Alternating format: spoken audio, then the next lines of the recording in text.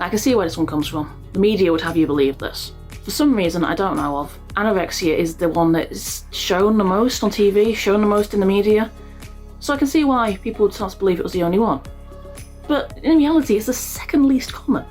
Anorexia is actually one of the least common eating disorders, which only affects about 8% of those that do suffer with them. There are other eating disorders such as bulimia, which affects about 19% of those with eating disorders. Personally, I used to be bulimic. That's not anorexia. I know a couple of people with binge eating disorder. Also not anorexia. You also have binge eating disorder, which affects about 22%, and then you have otherwise specified feeding or eating disorder, which can be somewhat called offset, which affects about 47%. So that's the most common one that there is.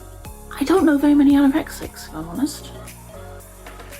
Definitely not the most common in my experience. You also have other eating disorders such as AFRID, which is avoidant restrictive food intake disorder, diabulimia and other eating disorders as well. I think maybe the reason that it's the most common on media is because it's the most visually striking. I don't mean in general, I mean just like if you get someone who is very, very, very ill from anorexia, someone of a very low body weight, visually that is striking to people. So maybe that is why soaps and documentaries and stuff utilise that. It's easier. You can just go like, oh, this person obviously has this because you can see all their bones. Whereas it's going to be a little bit more difficult to portray someone with bulimia or with binge eating disorder or the not otherwise specified one, etc. So I can sort of see why they do it, but it's not right. It's giving this idea that anorexia is the only one that exists, when it really isn't. It just might be the easiest to portray on TV.